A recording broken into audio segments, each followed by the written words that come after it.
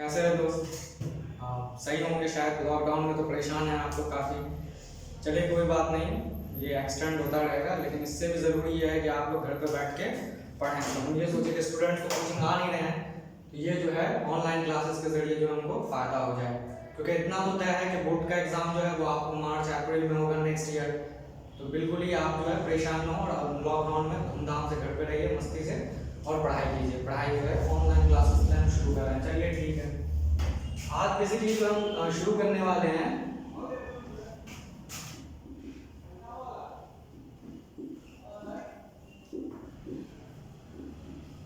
Nationalism in India. ये chapter है basically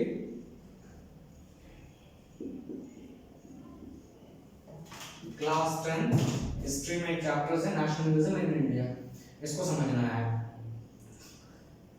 इसमें एक अहम बात यह है कि इसमें क्लास 10th वाले स्टूडेंट तो पढ़ेंगे क्योंकि उनका बोर्ड का एग्जाम्स हैं, लेकिन इसके अलावा जो कॉम्पिटिटिव लेवल्स के एग्जाम्स होते हैं जैसे एसएससी हो गया, बैंकिंग हो गया या सीजीएल वगैरह, वो लोग भी इसका फायदा उठा सकते हैं। तो जो नहीं है 10th में या जो 7th में 9th में है, वो लोग भी इसका फायदा आराम से ले सकते हैं। या जो 12th कर लिया, जहाँ में उसको एंट्रेंस का एग्जाम देना है, तो इसका फायदा उठा सकते हैं। अब इस चैप्टर को समझने से पहले थोड़ा हम बैकग्राउंड पे बात करेंगे, और बिल्कुल इत्मीनान से कोई दिक्कत नहीं है, क्योंकि हमें परेशानी हो सकती है क्योंकि हम यहाँ ऑनलाइन क्लासेस हैं, तो हम खड़े होकर आपको पढ़ा रहे हैं। पता नहीं कितना लंबा वीडियो बनेगा, नहीं बनेगा, हो सकता है 4 घंटे 5 घंटे का वीडियो बने। आप बिल्कुल ही आराम से पढ़ सकते हैं। आपका फोन है, यूट्यूब है, पढ़ते रहिए। दिमाग खराब हुआ, पॉज का बटन दबाइए, घूमिए फिरिए, चाय पीजिए, फिर आइए, फिर जो ऑन कीजिए, फिर देखिए। तो आपके पास सुविधाएं बहुत है। आप बिल्कुल ही 5 घंटे का वीडियो होगा तो आपको परेशानी नहीं होगी, आप पार्ट वाइज करके देख लेंगे। हम यहाँ पे बना रहे हैं, इसलिए हो सकता है कि काफी लंबा चौड़ा वीडियो, इसलिए हम सोचे हैं एक तो स्टूडेंट्स भी नहीं है, लाइव क्लास हो रही है, ऑनलाइन क्लास हो रही है, तो इसमें एक सुविधा यह है कि हम जितनी देर हो सका बात जो है यहाँ पे कर सकते हैं, और बड़े इत्मीनान से कर सकते हैं, कोई दिक्कत वाली बात नहीं है। तो क्लास 10 में जो है नेशनलिज्म इन इंडिया। अब यहाँ पे एक ये है कि हमें थोड़ा इसकी बैकग्राउंड के ऊपर बात करना है कि ये नेशनलिज्म इन इंडिया को समझने से पहले थोड़ा आपको जो है बैकग्राउंड समझ में आना चाहिए। बैकग्राउंड का मतलब कि इस टॉपिक से रिलेटेड जो बैकग्राउंड है उसको समझ में आना चाहिए, क्योंकि आपको क्लास 10 में है। और अर्लियर क्लास में यानी पहले की क्लास में अगर हम बात करें कि आपने, क्योंकि हिस्ट्री तो आप क्लास 6 से पढ़ रहे हैं, तो 6 में हो या आपने 7 में पढ़ रखा हो, या आप जो है क्लास 8 में है ना, 9th में, तो आप इस तरह के इतिहास जो है पढ़ रखे हैं। मेरा यहाँ पे काम ये होगा कि इस टॉपिक को समझने से पहले हम थोड़े पहले की क्लास पे जाके बात करेंगे, अर्लियर क्लास पे। तो जो अर्लियर क्लास है हमारा यहाँ पे समझने के लिए, वो यहाँ पे ज्यादातर फोकस 8 और क्लास जो 9th है उस पे करेंगे, तब जाके आप क्लास 10 का टॉपिक जो है सही तरीके से समझ पाएंगे। अब बैकग्राउंड क्या है आप इसको समझिए।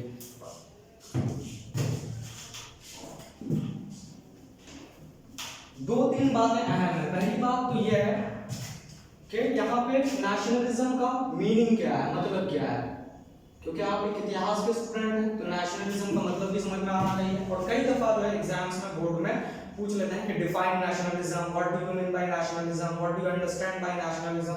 कई मीनिंग्स हो सकते हैं नेशनलिज्म से, पूछ लेते हैं आपसे, है ना। और हम जिस देश में रहते हैं, अभी मोदी सरकार गवर्नमेंट है, तो आपको नेशनलिज्म का मतलब भी समझ में आना चाहिए, तब आप जो है इस चीज को सही से डिस्कस कर पाएंगे नेशनलिज्म का मीनिंग।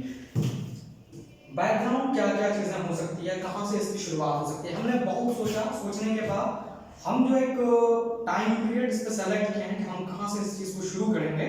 तो हम ज्यादा बैकग्राउंड पे नहीं जाएंगे, यहाँ पे हम यहाँ पे 1857 से शुरू करेंगे। 1857 का जो रिवोल्ट है 1857 से यहाँ पे हम थोड़ा बहुत चीजों को देखना शुरू करेंगे 1857 से, ठीक है। आपको थोड़ा सा आइडिया है इतिहास के बारे में कि आप जानते हैं कि हिंदुस्तान के अंदर जो अंग्रेजों की शासन है या ईस्ट इंडिया कंपनी है, इनकी हुकूमत 1757 से बैटल ऑफ प्लासी के बाद और 1764 में बैटल ऑफ बक्सर के बाद, बैटल ऑफ बक्सर के बाद 1764 के बाद ईस्ट इंडिया कंपनी जो आई थी हिंदुस्तान में, उनको ये राइट्स मिल गया था कि हिंदुस्तान में किसानों से डायरेक्ट वो टैक्स या रेवेन्यू जाके कलेक्ट कर सकते हैं। उसको दीवानी राइट्स बोलते हैं, उसको बोलते हैं दीवानी राइट्स। तो क्योंकि शुरुआती दौर का अभी ये लोग आए थे 1757 में बैटल ऑफ प्लासी हुआ और 1764 में बैटल ऑफ बक्सर हुआ। तो शुरुआती दौर था इनका अभी, है ना। तो कुछ हिस्सों में जैसे आज का बिहार हो गया, आपका उड़ीसा हो गया और यूपी का कुछ एरिया हो गया, वहां पे ईस्ट इंडिया कंपनी डायरेक्ट जाके किसानों से रेवेन्यू जो है कलेक्ट करने का उनको जो है परमिशंस या वो कर सकते थे। ये उसको दीवानी राइट्स कहते हैं, है ना, रेवेन्यू कलेक्शंस। तो ये चीजें प्रक्रिया यहाँ से शुरू हो गई थी, ठीक है। और फिर ये चीजें 1857 तक चली, जो एक कंपनी की हुकूमत थी, 1857 तक चली। 1757 से शुरू हुआ और 1857 तक ये कंपनी की हुकूमत चली, है ना। इसको ईस्ट इंडिया कंपनी रूल्स कहते हैं बेसिकली, कि ब्रिटिश गवर्नमेंट डायरेक्टली हिंदुस्तान पे कंट्रोल्स नहीं कर रहा था, बल्कि एक कंपनी की शासन थी यहाँ पे, कंपनी की शक्ल में आई थी और वो जो अपनी इख्तियार कर ली थी। इस ये 100 इयर्स पीरियड है, आप डेट्स पे गौर करेंगे तो ये 100 साल का पीरियड है। तो 1757 से 1857 100 इयर्स टाइम पीरियड है। हिस्ट्री में बहुत नाम दिया गया है इसको, कि इस पूरे टाइम पीरियड को इकोनॉमिकल एक्सप्लॉइटेशंस कहते हैं, कि हमारी पूरी जो अर्थव्यवस्था है किस तरह से बर्बाद किया उन्होंने। और फिर क्या हुआ कि एक के बाद एक राज्य के ऊपर, एक के बाद एक किंगडम्स के ऊपर जो है अपनी हुकूमत कायम कर लिया। जैसे एग्जांपल्स के तौर पे आप यहाँ पे समझ सकते हैं कि जो मैसूर का स्टेट था साउथ इंडिया के अंदर, बैटल ऑफ सेरिंगापट्टनम आपने पढ़ा होगा अर्लियर क्लास में, 1799 के बाद पूरा मैसूर के स्टेट्स को उन्होंने कब्जा कर लिया। फिर 1818 के अंदर आते आते उन्होंने जो पूरा मराठा जो कॉन्फेडरेसी था, अलायंस था, उसको खत्म करके ईस्ट इंडिया कंपनी की कब्जा दिल्ली के ऊपर हो गया। फिर 1849-50 के आसपास पंजाब का एरिया, 1856 में अवध का एरिया। कहने का ये मतलब था कि 1757 से 1857 यानी 1857 तक आते आते हिंदुस्तान का 95% एरिया ईस्ट इंडिया कंपनी के पास चले गया था और ईस्ट इंडिया कंपनी की जो है वहां पे उनकी हुकूमत शुरू हो गई थी। मतलब 95% एरिया, एक दो राज्य थे मुश्किल से जहां पे ईस्ट इंडिया कंपनी करना नहीं चाह रहे थे हुकूमत, है ना, कोई फायदा नहीं था उस स्टेट्स को काउंटर करने से, तो इसलिए वो लोग छोड़ दिए थे। बाकी 95% ईस्ट इंडिया कंपनी। और फिर क्या हुआ, 1857 में एक बहुत बड़ा जो है रिवोल्ट हुआ, है ना, भारत के अंदर।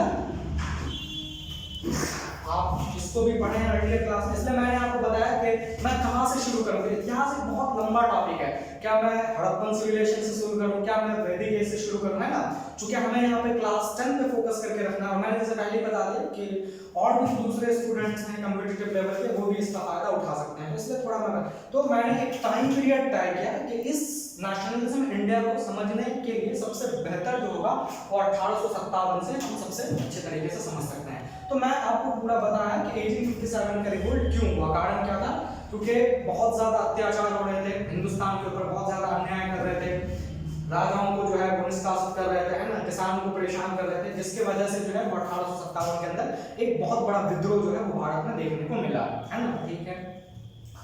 1857 रिवोल्ट के बाद ये चीजें हुई कि ईस्ट इंडिया कंपनी की हुकूमत भारत के अंदर खत्म हो गई।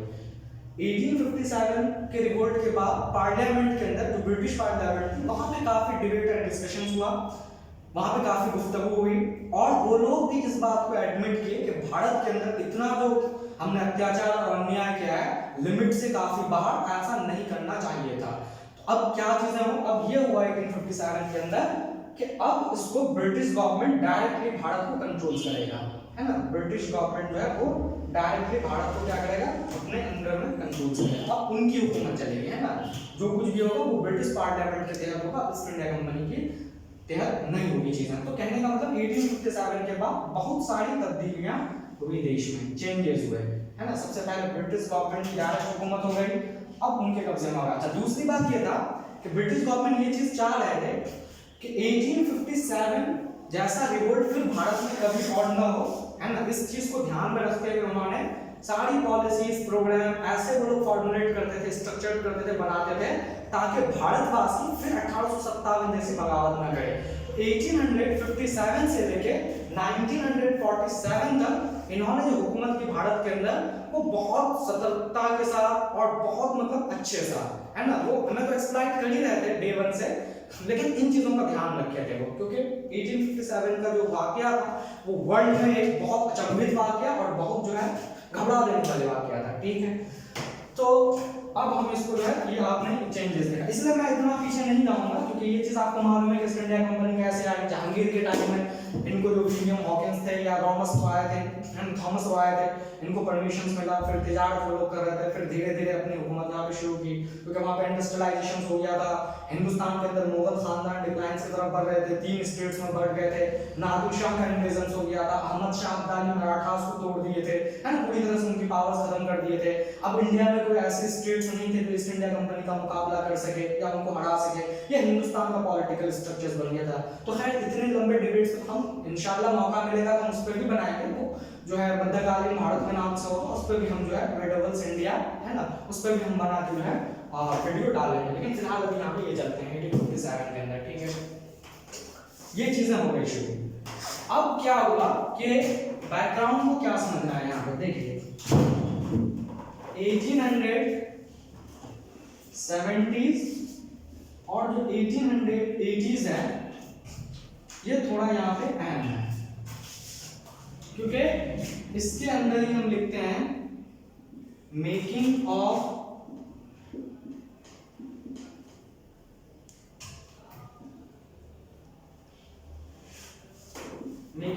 National movements. अच्छा, जैसे मैंने आपको शुरुआत में एक चीज ये बताया कि जो नेशनलिज्म का मीनिंग है, मतलब है, वो क्या चीज है। आप पढ़ना शुरू कीजिए और इंशाअल्लाह लेक्चर्स के आखिर में आप नेशनलिज्म का मतलब पूरी तरह से समझ जाएंगे कि नेशनलिज्म क्या है, इसमें, है ना। Making of national movement, national movements का मतलब होता है राष्ट्रीय आंदोलन, या उर्दू में कहते हैं कौमी तहरीक, कि कौम के लोग कैसे इकट्ठा होना शुरू हुआ ब्रिटिश गवर्नमेंट के खिलाफ, कौमी तहरीक कहते हैं इसको, है ना। तो अगर नेशनल मूवमेंट को उर्दू में हम बात करें तो इसको बोलते हैं कौमी तहरीक, या हिंदी में इसको बोलते हैं राष्ट्रीय आंदोलन। क्लियर है, ठीक है। नेशनल मूवमेंट की शुरुआत क्या हुआ, 1870s और 80s का दशक इसलिए इंपॉर्टेंट है कि नेशनल मूवमेंट या जो राष्ट्रीय आंदोलन की शुरुआत हो रही है देश में। अब ये बताइए आप लोग, सवाल होना चाहिए आपके जहन में कि कैसे, क्या चीजें हो रही है 1870s के अंदर और क्यों राष्ट्रीय आंदोलन की शुरुआत हो रही है। इसमें 2-3 बातें अहम हैं जो आपको यहाँ पे समझना है। देखिए क्या है, 1870s और 80s के बीच में 3-4 ऐसे एक्ट बने, कानून बने जो हिंदुस्तानियों के खिलाफ थे, और ये कानून जो है हिंदुस्तानियों के लिए बहुत गलत साबित हुए, है ना। उसमें क्या था, पहला एक्ट अगर हम बताएं तो 1878 का 1878 का एक्ट था। 1878 में क्या हुआ, तो एक्ट यहाँ पे बना जिसको बोलते हैं वर्नाकुलर प्रेस एक्ट। एक एक्ट बना, मतलब कैसे राष्ट्रीय आंदोलन की शुरुआत हो रही है, तो ये सब एक्ट के बनने के बाद हिंदुस्तानी जो थे, इंडियन जो थे, अब ब्रिटिश गवर्नमेंट के खिलाफ सामने आ रहे थे कि अब बर्दाश्त के बाहर हो रही है चीजें, है ना। अब जो है हम इसको एक्सेप्ट नहीं करेंगे, ठीक है। Vernacular press act. अब वर्नाकुलर प्रेस एक्ट क्या है, सवाल है, किसको कहते हैं वर्नाकुलर प्रेस एक्ट। इसमें क्या था बेसिकली कि जो न्यूज़पेपर होते थे, जो पत्र होते थे, है ना, जो आपका अखबार होते थे, न्यूज़पेपर होते थे, ये पब्लिश होते थे भारत में, है ना। ब्रिटिशर्स ने एक रूल्स बनाया जिसके तहत ये बताया उन्होंने कि जो जितने भी न्यूज़पेपर पब्लिश होंगे इंडिया में, वो सब न्यूज़पेपर सबसे पहले ब्रिटिश गवर्नमेंट के पास जाएगा, ब्रिटिशर्स ऑफिस के पास पहुंचेगा। ये ब्रिटिशर्स ऑफिस में करेक्शंस होने के बाद फिर वो फाइनली न्यूज़पेपर जो है मार्केट में आएगा। इसका मतलब क्या हुआ, इसका मतलब ये हुआ कि अगर ब्रिटिशर्स गलत कर रहे हैं, जैसे आज के दौर में होता है ना कि अगर कोई चीज़ में गलत हो रही है तो हम टीवी के जरिए, न्यूज़ के जरिए हम चीज़ों को बताते हैं लोगों को, जैसे एनडीटीवी रविश कुमार का आपने देखते हैं, ठीक है, गलत चीज़ों को सामने लेके आते हैं।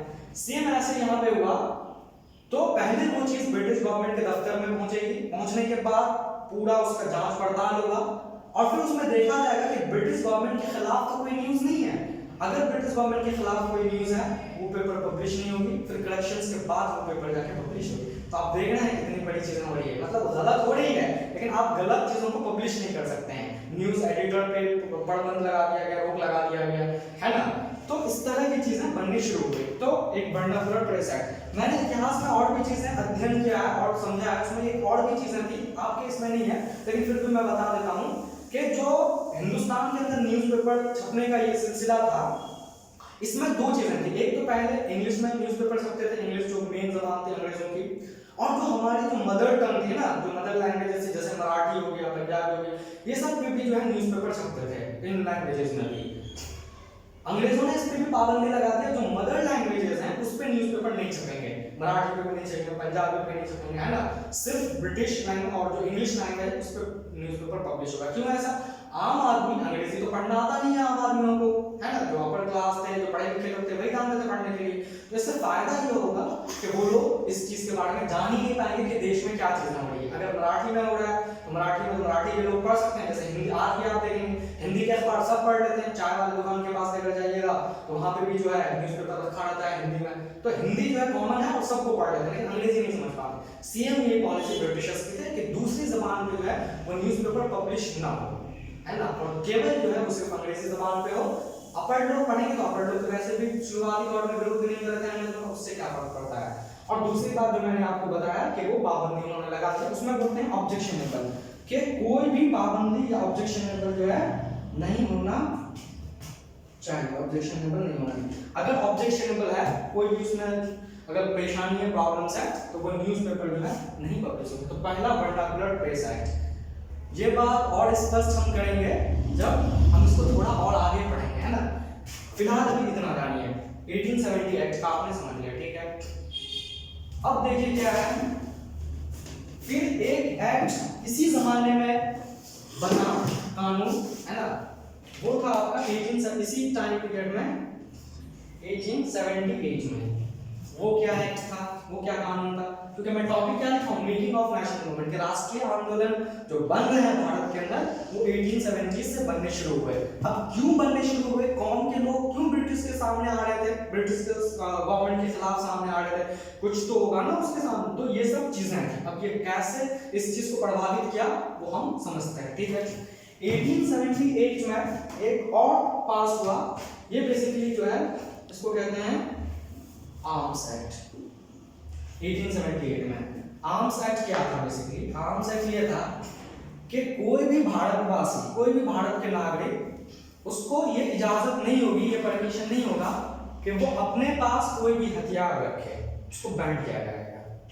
मतलब आप किसी भी प्रकार की कोई भी जो है गन ये आप नहीं कर सकते हैं अपने पास। तो आर्म्स एक्ट पे क्या कर दिया गया, बैन कर दिया गया, और ये बताया गया कि भारत जो है, भारतवासी जो है ब्रिटिशर्स रख सकते हैं लेकिन इंडियन नहीं रख सकते हैं।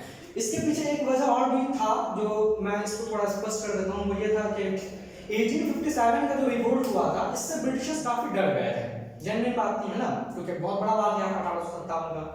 ब्रिटिशर्स ये मतलब देख रहे थे कि अगर भारतवासी अपने पास गन रखेंगे, गोला बारूद, इस तरह की चीजें रखेंगे, तो हो सकता है कि फ्यूचर में फिर वैसी परेशानी हो जाए, फिर वैसा जो है वो लोग जो है विरोध कर दें, इस तरह की समस्या हो सकती है।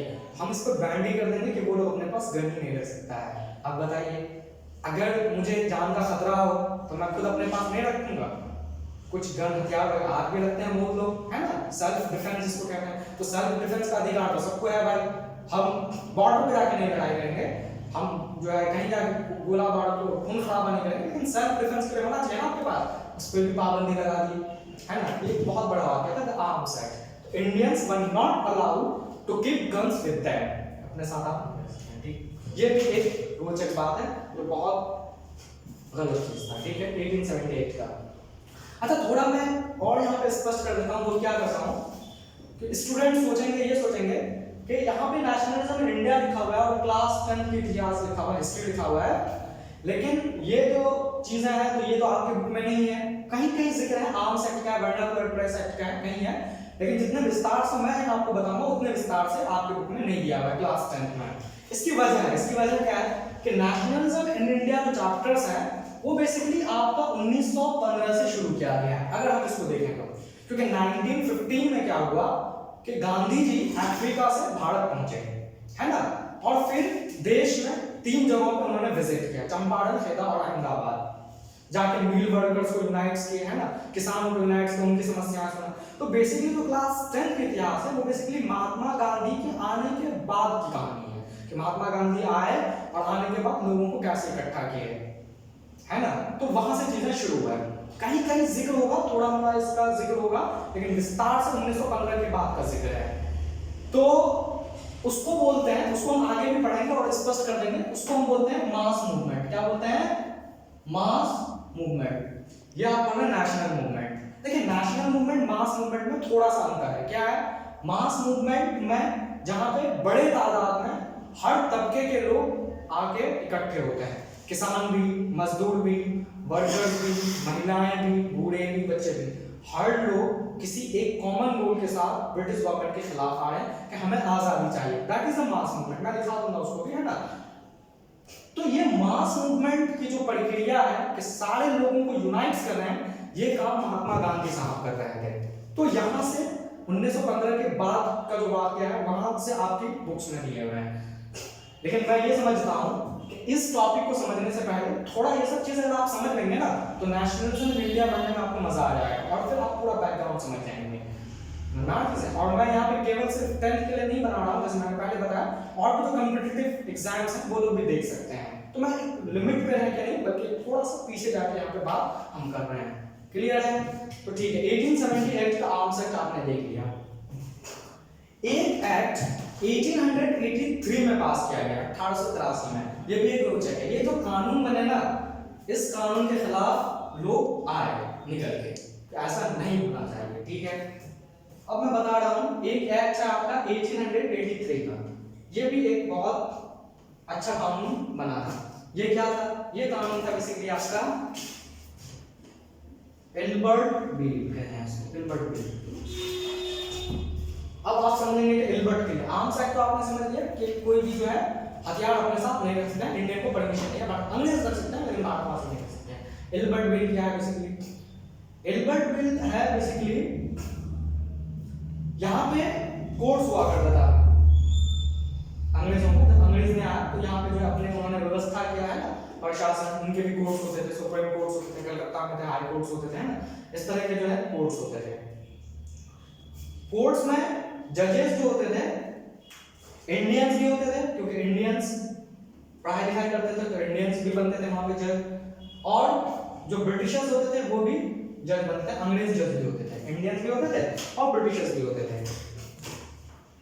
इसमें एक कानून पास किया गया, ये हुआ जिसमें ये बताया गया कि इंडियंस और ब्रिटिश, अच्छा, इंडियन जज जो भेदभाव, रेसिज्म जिसे कहते हैं ना, कि कलर के बुनियाद पे भेदभाव करना, वो ब्रिटिशर्स कर रहे थे बाद में। ये बात और भी स्पष्ट हो जाएगा आप जब पढ़ते चलेंगे इसको। इंडियंस होते थे और ब्रिटिशर्स जज होते थे। ब्रिटिशर्स जज बेसिकली वाइट होते थे, है ना, सफेद होते थे, ये लोग गोरे काले का भेदभाव अफ्रीका से शुरू हुआ, ये चीजें इंडिया में भी बहुत दिन तक चला है। इंडियंस इसके कंपेयर में वाइट नहीं होते थे, है ना, तो ये लोग थोड़ा सा ब्लैक होते थे। कानून पास ये किया गया। अच्छा, ये चीजें क्या था कि जब दोनों में भेदभाव होता था तो दोनों के सैलरीज अलग अलग होते थे, दोनों के साथ जो बातें होती थी, गुफ्तगू होती थी, एक जैसा नहीं होता था। मतलब ये था कि एक पता चलता था कि भेदभाव हो रहा है। एक व्हाइट ब्लैक बैठे हुए तो पता ये चल रहा है कि व्हाइट को जो है ज्यादा मान्यता दिया जा रहा है, ब्लैक को नहीं दिया जा रहा है। कई चीजें थी, सैलरीज कम थी, इनके प्रति जॉब नहीं लगते थे, ऐसे भेदभाव होते थे, डिस्क्रिमिनेशन होते थे। एक एक्ट बना, वो ये बना कि ब्लैक एंड व्हाइट के बीच में कोई भेदभाव नहीं होगा, दोनों इक्वल हैं। क्यों इक्वल हैं? क्योंकि दोनों जजेस हैं, ब्लैक व्हाइट है, 30% का। लेकिन ब्रिटिश गवर्नमेंट ने इस एक्ट को एक्सेप्ट नहीं किया और कहा कि ये कैसे होगा, भेदभाव होना चाहिए इसमें, है ना, व्हाइट और ब्लैक में बहुत अंतर है। तो इसलिए इस एक्ट को जो है उन्होंने पास नहीं किया, उसके खिलाफ किया। ये एक्ट पास करना बेसिकली सरकार, ब्रिटिश गवर्नमेंट जो थी वो पास किए थे, और कुछ लोग इसके खिलाफ थे कि ऐसा नहीं होना चाहिए, है ना, जो बेसिकली जजेस वगैरह इस तरह से। तो ये एल्बर्ट बिल था। तो 3 ऐसे एक्ट थे जो काफी हिंदुस्तानियों को, इंडियंस को परेशान करते थे। एक आपका वर्नाकुलर प्रेस एक्ट, जो न्यूज़पेपर से मैंने रिलेटेड बताया, दूसरा आपका आर्म्स है और तीसरा जो है एल्बर्ट ब्लेड। क्लियर है? ठीक है, हो गया ना। मैंने कहा 1870 से 80s, तो इसी के दौरान ये चीजें हो रही है। मैं इसको साफ कर देता हूं, है ना, क्योंकि ये तो आप समझ ही गए हैं कि क्या चीजें चल रही है अब तक।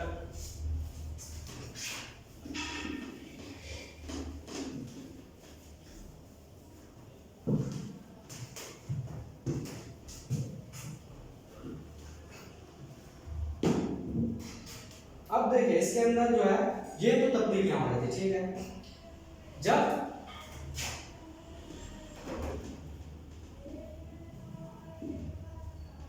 ब्रिटिशर्स गवर्नमेंट जब भारत में आया, है ना, तो इसकी कहानी जो है ब्रिटिशर्स गवर्नमेंट की बता रहा हूं, 1857 से 1947 तक, क्योंकि इससे पहले तो ईस्ट इंडिया कंपनी की हुकूमत है, ब्रिटिश गवर्नमेंट।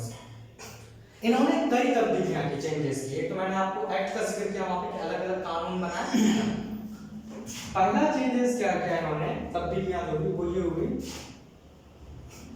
पॉइंट वाइज आप लिख सकते हैं। Changes lives of peasant plus tribal. Tribal इसलिए होते हैं कि जो फॉरेस्ट वगैरह के एरिया में रहते हैं ना, जो मेजर मेजॉरिटी का हिस्सा नहीं होता है, अलग रहते हैं। किसानों और जो ट्राइबल्स लोग थे उनकी जिंदगी बदलना इन्होंने चेंज किया, है ना। किसानों के ऊपर काफी ज्यादा टैक्स रेवेन्यू लगा दिए, जैसे किसान बहुत ज्यादा गरीब हो गए, है ना। तो इस तरह के चेंजेस हुए। फिर क्या हुआ, changes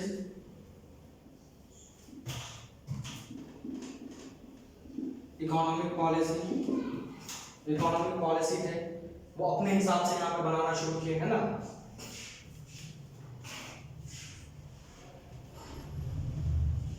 reform in social and religious, समाज को बदलने की प्रक्रिया शुरू किया इन्होंने। जो सोसाइटी थी, सोशल स्ट्रक्चर था, धर्म में भी काफी परिवर्तन किए इन्होंने, है ना।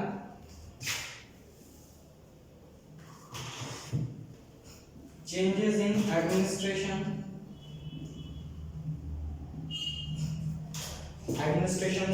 जो था यहाँ पे पूरा प्रशासन, उसको भी उन्होंने बदला, चेंज किया। उसके बाद यहाँ पे एक और भी बात है, डिक्लाइंस ऑफ। मैं एक एक चीज स्पष्ट करूंगा, आप टेंशन न लें, है ना। तो मैं बताया कि बड़े इत्मीनान से क्लास लेंगे हम, तो उसमें कोई दिक्कत नहीं। Declines of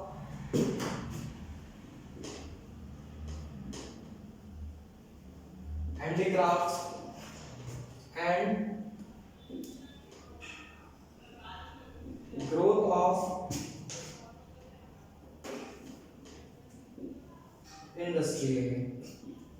growth of industries, declines of handicraft and growth of industries.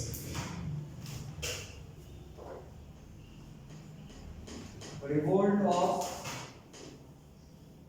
1857, 1857 का वाक्य तो आप जानते हैं, है ना, कि वो भी एक हुआ देश में। ठीक, ये सब तब्दीली चेंजेस हुए ब्रिटिश गवर्नमेंट ने इस चीज को किया। अब जो है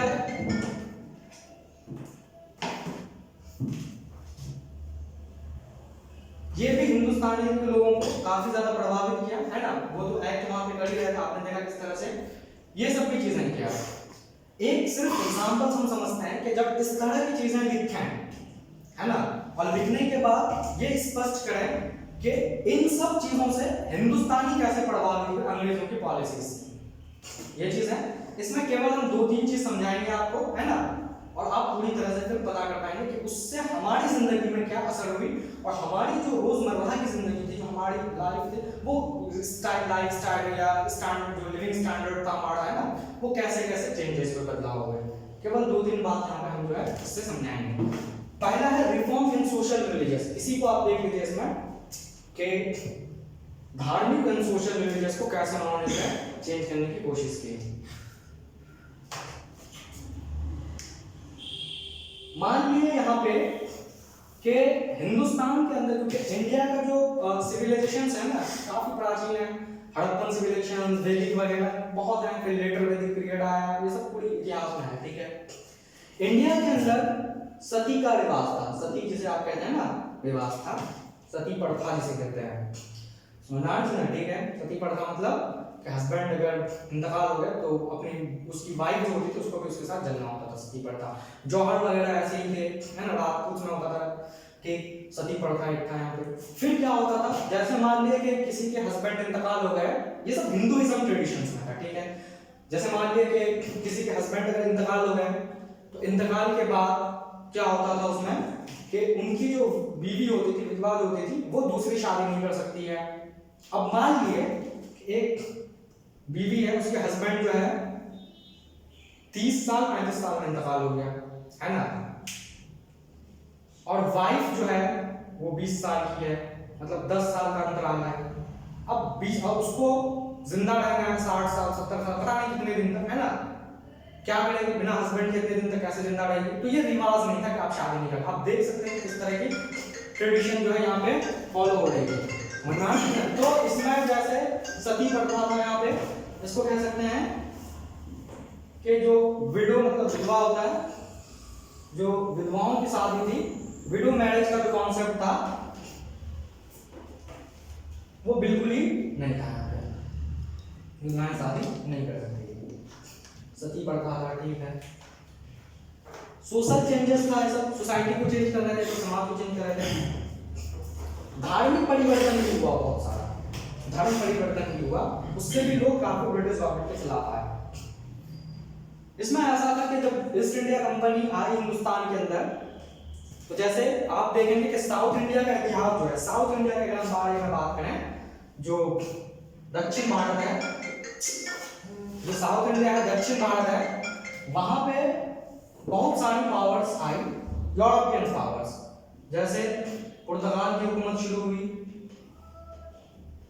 डच भी एक देश आया वहां पे, हुकूमत यूरोपियन कंट्रीज थे, फ्रांस भी आया, और फिर बाद में जाके जो है आपका ब्रिटेन आया।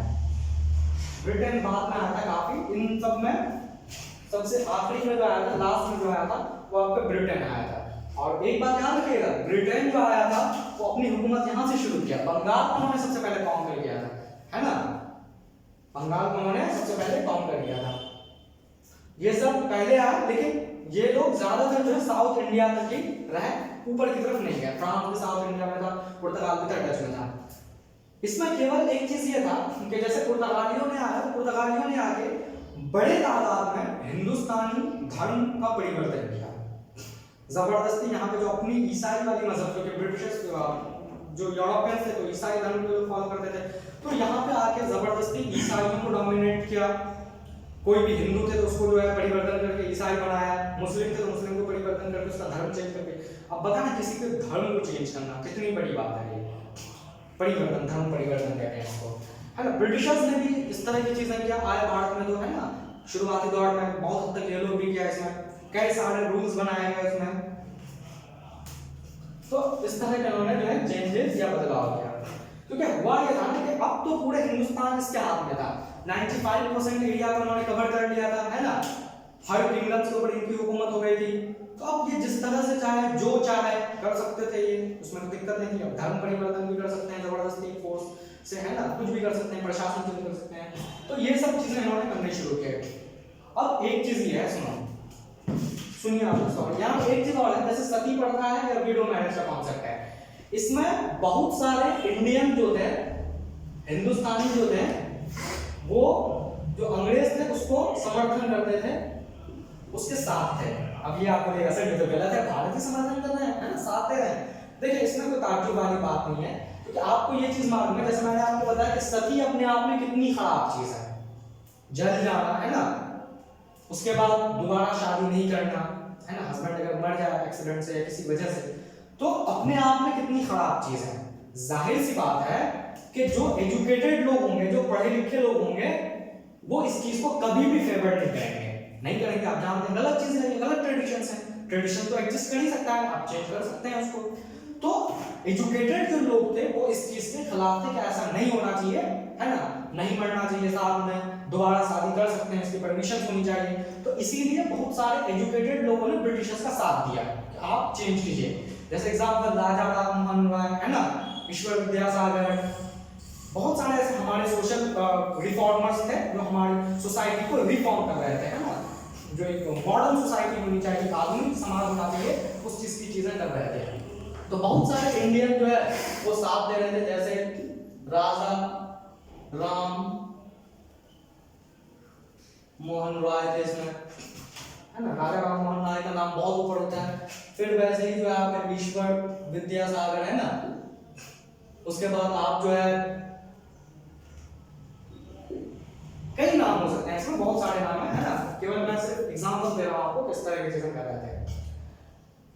ब्रिटिशर्स के साथ थे कि आप जो है इस तरह की चेंजेस कीजिए, कोई दिक्कत नहीं है इसमें। और ब्रिटिशर्स शायद इसलिए हिम्मत भी किए, अगर खुद होते तो शायद हिम्मत नहीं करते, लेकिन चूंकि एजुकेट। अच्छा, इसमें एक और भी चीज है, क्या चीज है कि जो वेस्टर्न कल्चर था अब तक, है ना, वो लोग काफी फ्लोरिश कर गया था।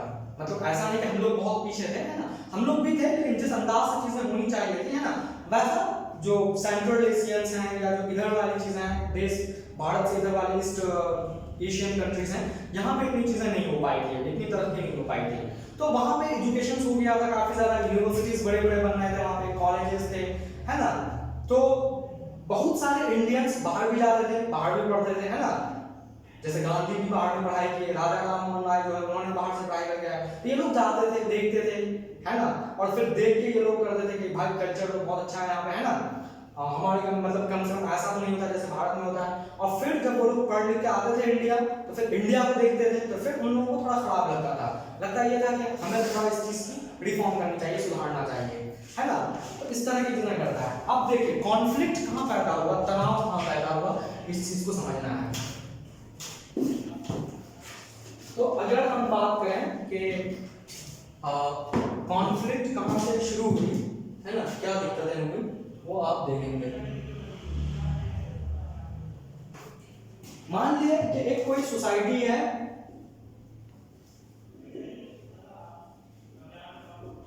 समाज है ना, अब क्या है कि इस सोसाइटी को आप जो है चेंज करना चाह रहे हैं, जो सोसाइटी के अंदर चीजें हैं ये सब, इस चीज को आप बदलना चाह रहे हैं, जो एजुकेटेड लोग हैं ना इसको बदलना चाह रहे हैं, चेंज करना चाह रहे हैं, गलत है। जो लोग पढ़े लिखे नहीं होते हैं, है ना, और जिनके जहन में ये चीज ऑर्थोडॉक्स होता है, वो लोग मेनली, है ना, एक ही चीज को बैठा हुआ, एक ही परंपरा को जहन में बैठा हुआ, किसी तरह की कोई चेंजेस या तब्दीली आनी चाह रहे हैं, तो वो उस चीज के अगेंस्ट में होंगे और फिर वो आपके खिलाफ उतर आएंगे कि हाँ भाई आपने ऐसे कैसे किया, चाहे वो चीज गलत ही क्यों ना हो, वो उस चीज को एक्सेप्ट नहीं करेंगे। हमें लग रहा है कि ये चीज गलत है, आपको लग रहा है कि ये चीज गलत है, लेकिन उस समाज के अंदर 1000 साल से जो लोग रहते हैं, उस कॉन्टिन्यूटी में जो 1000 साल से लोग रह रहे हैं, वो कभी इस चीज के खिलाफ नहीं होंगे। खास तौर से यहाँ पे एजुकेशन की कमी कह सकते हैं, एजुकेशन की कमी की वजह से उसी चीज को अपना धर्म, ट्रेडिशन सब कुछ मान लेते हैं और कहते हैं कि एकदम ऐसे ही चलना चाहिए, इसमें कोई परिवर्तन नहीं होना चाहिए। और जब क्योंकि हिंदुइज्म का पार्ट है ना, तो काफी हिंदू लोग जो है इसके विरोध में आए और कहा कि ऐसा नहीं होना चाहिए, अंग्रेजों को यहाँ से भगाओ, अगर नहीं भगाए तो सब कुछ गीता बाइबल सब चेंज करके ये लोग रख देंगे। समझ में आ रहा है? इस तरह से ये लोग इकट्ठा हो रहे थे ब्रिटिशर्स के खिलाफ। देख रहे हैं आप, ठीक है। अगर पूरे हिंदुस्तान एजुकेटेड होता और सारे लोग पढ़े लिखे होते तो कोई दिक्कत नहीं थी, उसमें कोई चीज नहीं होता, आराम से लोग जो है। अंग्रेजों को भी ना ये सब चीजें ताज्जुब लगती थी कि पता नहीं लोग कौन सी जहालत में जी रहे हैं, अभी तक दुनिया तो बहुत आगे निकल गई है, तो ऐसा जो नहीं होना चाहिए। और आप देखेंगे कि परमिशन मिली है ना, जो पढ़े लिखे लोग थे उन्होंने कई सारे कानून बनाए, विडो रीमैरिज एक्ट का पास हुआ कि विधवाएं दोबारा शादी कर सकती है, इस तरह के कई कानून जो है बने। आप देख सकते हैं कि कैसे जो है वो अंग्रेजों के खिलाफ आ रहे हैं, ठीक है। रिवोल्ट ऑफ 1857 को मैंने क्लास की शुरुआत में आपको जिक्र कर दिया। एक यहाँ पे declines of handicrafts and growth of industry, आप इसको समझ जाइए और समझने के बाद फिर हम जो है इसको आगे की तरफ बढ़ेंगे। Declines of handicrafts and growth of industries, इसको भी समझना है और आप देखेंगे इससे लोग कैसे लिए हुए। हैंडीक्राफ्ट्स मतलब क्या होता है कि इंडिया के अंदर 90th 20th सेंचुरी से पहले, इवन 20th 20वीं शताब्दी तक की अगर बात करूं, जो 20वीं शताब्दी है, उससे पहले इंडस्ट्री का कोई कॉन्सेप्ट नहीं है हमारे यहाँ। इंडस्ट्रीज थी यहाँ पे, है ना, अंग्रेजों के आने के बाद कई जगह पे इंडस्ट्री, अहमदाबाद वगैरह में बनाया गया, कलकत्ता में बनाया गया, तो पॉकेट्स में, मतलब कहीं कहीं थे, पूरे भारत में नहीं था। मतलब हमारे यहाँ जो है इंडस्ट्रियलाइजेशन का भी जो प्रोसेस है, जो चीजें होनी चाहिए, जो यूरोपियन कंट्रीज में हुआ था, उस स्पीड में नहीं थी चीजें। 21वीं शताब्दी में ये चीजें शुरू हुई भारत के अंदर। तो हमारे यहाँ छोटे छोटे इंडस्ट्रीज थे और ज्यादातर छोटे छोटे फैक्ट्रीज हुआ करते थे भारत में। क्या होते थे? फैक्ट्री होते थे। फैक्ट्री में क्या होता था? फैक्ट्री में बेसिकली क्या होता था कि घर पे ही प्रोडक्ट को तैयार करना है। मतलब घर इन द सेंस के एक बहुत बड़ा सामने रूम ले लिया और रूम पे जो है वो हमने मशीन्स वगैरह थोड़े बहुत लगा दिए और उसी पे चीजों का जो है वो प्रोडक्शन हो रहा है। जैसे मान लिया इस पे हम एक समझते हैं टेक्सटाइल, कपड़े वगैरह बनाने का जो होता है, तो उसमें क्या होता था कि एक रूम लिया, रूम लेने के बाद बहुत सारी महिलाएं वहां पे जो है कपड़े वगैरह जो है बना रही है, सुबह से लेकर शाम तक मेहनत कर रही है और फिर उस फैक्ट्री में जो है कपड़े तैयार हो रहे हैं। समझ में आ रहा है? इसमें समझने वाली बात यह है कि जो फैक्ट्री में क्लोथ्स तैयार होते थे बनके, जो महिलाएं सुबह से लेकर शाम तक अपने घरों पे तैयार करती थी, मशीनों के जरिए कपड़े तैयार होते थे, जब ये क्लोथ्स मार्केट में निकल के आता था, है ना, बेचने के लिए, तो इस क्लोथ्स के जो प्राइसेस होते थे, कीमत होते थे, वो ज्यादा होते थे। अब आप पूछेंगे कि ज्यादा क्यों होते थे, है ना? इसकी पीछे वजह यह है, मेहनत काफी ज्यादा था, आपके पास उस तरह की मशीन्स नहीं थे, जिसके वजह से प्राइसेस जो है वो काफी ज्यादा होता था। यूरोप के अंदर अब तक इंडस्ट्री की शुरुआत हो चुकी थी। इंडस्ट्री की शुरुआत क्या हो चुकी थी यहाँ पे, और वो लोग अब जो है फैक्ट्री का कॉन्सेप्ट वहां से धीरे धीरे खत्म हो गया था, है ना? आपने 9th के अगर इतिहास पढ़ा है तो 9th के इतिहास में आपने इंडस्ट्रियलाइजेशन वाला कॉन्सेप्ट थोड़ा बहुत वहां पे समझा होगा। तो कहने का मतलब है कि जो इंडस्ट्री का कॉन्सेप्ट था, इंडस्ट्री का कॉन्सेप्ट ऑलरेडी जो है यूरोप के अंदर शुरू हो गया था। बड़े बड़े मशीन्स थे, है ना?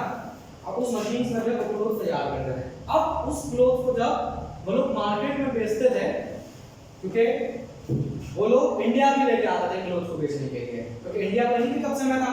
अच्छा, एक और भी यहाँ पे रोचक बात है, आप समझें, क्लोथ्स बनते थे यहाँ पे, इस क्लोथ्स को बनने के लिए जो रॉ मटेरियल चाहिए था इनको, रॉ मटेरियल का मतलब होता है कि जैसे हम कपड़े बना रहे हैं ना, कॉटन चाहिए, ये कॉटन उनका खुद का नहीं होता था, ये कॉटन यहाँ से वो लोग ले आते थे भारत से फ्री ऑफ कॉस्ट में, महाराष्ट्र, गुजरात से। आप अगर पढ़े हैं ब्रिटिश पूरा हिस्ट्री तो आपको मालूम होगा, सारे कॉटन से यहाँ ले आते थे और ले आने के बाद इसको तैयार होता था प्रोसेसिंग के साथ, और प्रोसेसिंग के साथ ये क्लोथ्स बनते थे और बनने के बाद यही कपड़े फिर वापस भारत आते थे और भारत में, भारत के मार्केट में ये चीजें बेचते थे ये लोग।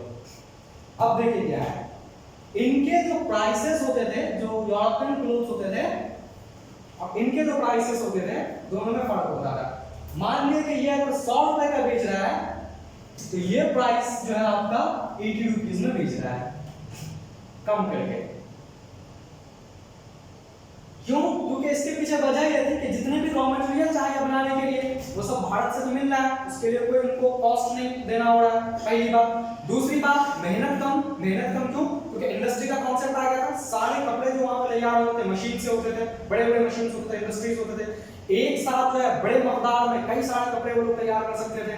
तो कहने का मतलब है कि उसको अगर हम थोड़ा कम करके भी प्राइस में अगर मार्केट में बेचें तब भी हमें नुकसान नहीं, फायदा होगा। अगर ये लोग 80, मैं एक एग्जांपल देता हूं, 80 के बजाय अगर 50 में बेचते हैं ना, फिर भी इनको फायदा होता। समझ में आ रहा है? इतना इन लोग जो है, कॉस्टिंग होती ही नहीं थी इनकी ज्यादा, तो भाई कॉस्टिंग नहीं है तो हम मार्केट में क्यों प्राइस करेंगे ज्यादा? समझ में आ रहा है? इसीलिए क्या हो गया था कि इंडियन जो थे, भारतवासी जो थे, वो लोग ज्यादा इनके कपड़े को खरीदना पसंद करते थे। ये इसलिए नहीं कि बाहर के थे, इसीलिए कि सस्ते में मिलना है ये चीज, और भारत का जो फैक्ट्री था, थोड़े बहुत ये लोग मार्केट में जाके बेचते थे चीजों को, ये लोग चाह के भी प्राइस को कम नहीं कर सकते थे। इसके पीछे वजह ये थी, मेहनत बहुत ज्यादा, महिलाएं काम करती थी, उनके हाथ पे जो है वो छाले पड़ जाते थे। अगर आपने पूरा हैंडीक्राफ्ट का इतिहास पढ़ा होगा तो आप देखेंगे कि कैसे उनके हाथ जो है पूरे सील हो जाते थे और पैर से पूरा जो है, मतलब आप देख नहीं सकते उनकी ऐसी हालत होती थी। इतने मेहनत करने के बावजूद अगर मार्केट में वो कपड़ा सही से न बिके तो फिर उनकी जो वेजेस होंगे, उनके जो तनख्वाह होगी, वो कहाँ से दिया जाएगा? मजबूरन इसको यहाँ पे इतने में बेचना होता था, 100 रुपए में। चाह के भी ये लोग कम नहीं कर सकते थे, चाह के ये लोग जो है 80 से 50 कर सकते थे। अब डिफरेंस देखे दोनों में। नतीजे के तौर पे क्या हुआ कि धीरे धीरे यूरोपियन क्लोथ्स का मार्केट भारत में बन गया, और बनने के बाद हिंदुस्तानी में जो कपड़े, हिंदुस्तान की जो फैक्ट्री में कपड़े तैयार होते थे, उसको लोग खरीदना बिल्कुल पसंद नहीं थे, प्राइस भी बहुत ज्यादा होता था, मजबूरी थी, जिसके वजह से धीरे धीरे सारी फैक्ट्रीज, कारखाने भारत में बंद हो गए, और पूरा यूरोपियन मार्केट हो गया। जिसके वजह से क्या हुआ कि भारत के अंदर जो है एक बहुत बड़ा जो बेरोजगारी है, जिसको आप अनएम्प्लॉयमेंट कहते हैं, वो देखने को मिला।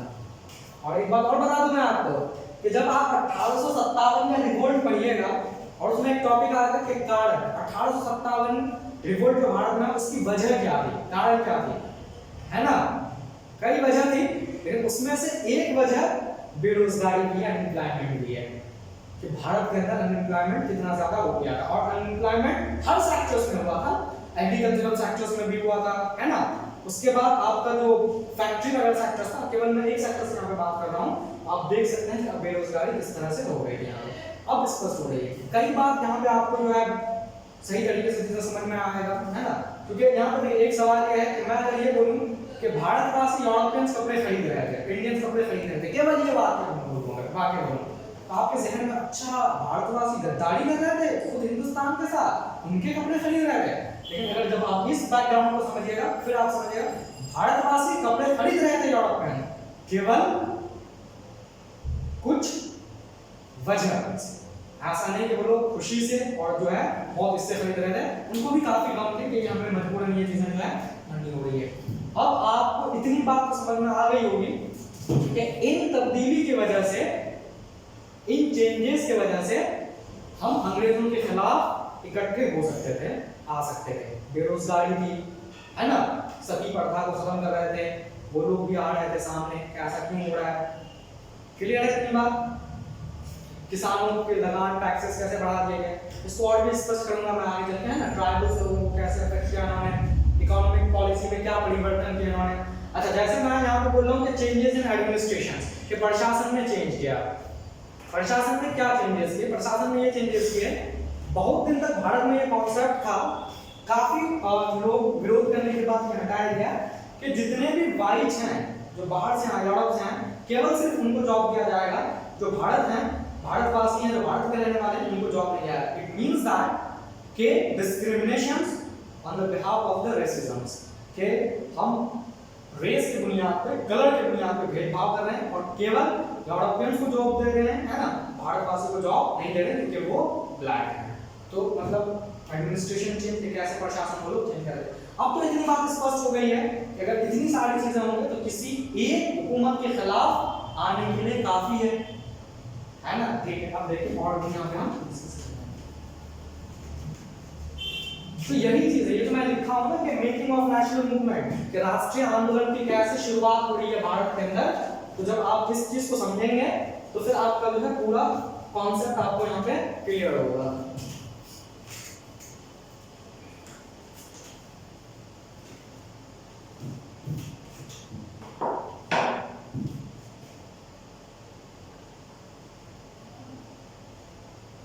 एक वर्ड है, उसको बोलते हैं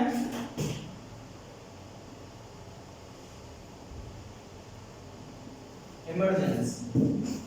देखिए एक चीज मैं यहाँ पे और बड़ा बोलता हूँ कि मैं जो है आपको 7 घंटे 8 घंटे तक यहाँ पे खड़े होकर पढ़ा सकता हूँ, मुझे कोई दिक्कत नहीं है, मैं सुबह से लेकर शाम तक पढ़ा सकता हूँ। केवल मेरा एक ये होता है यहाँ पे कि जो भी मैं टॉपिक्स पढ़ा रहा हूँ ना, उसको पूरी तरह से क्लियर करो।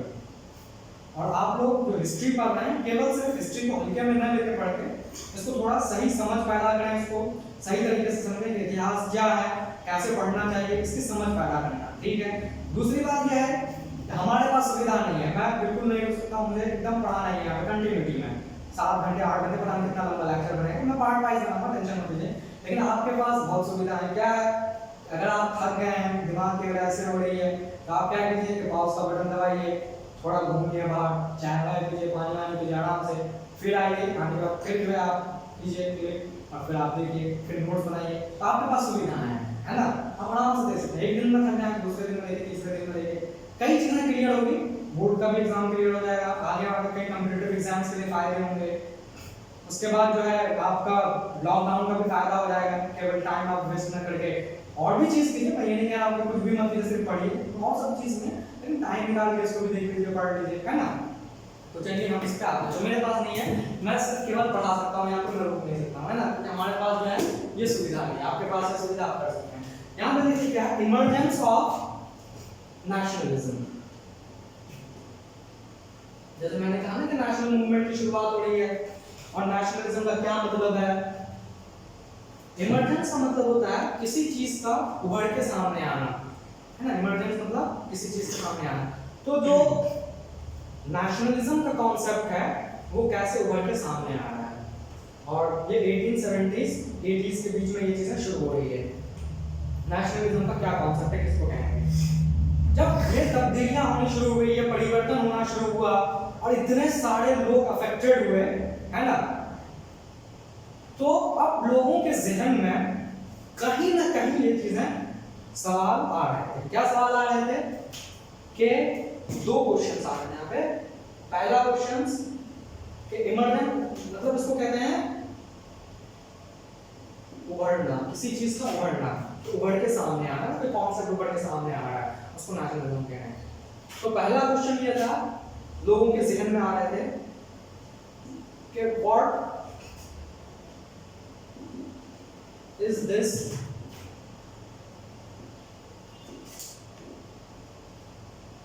कंट्री ऑफ इंडिया, एंड इसी से मैं इस पे कंटिन्यू करूंगा, एंड फॉर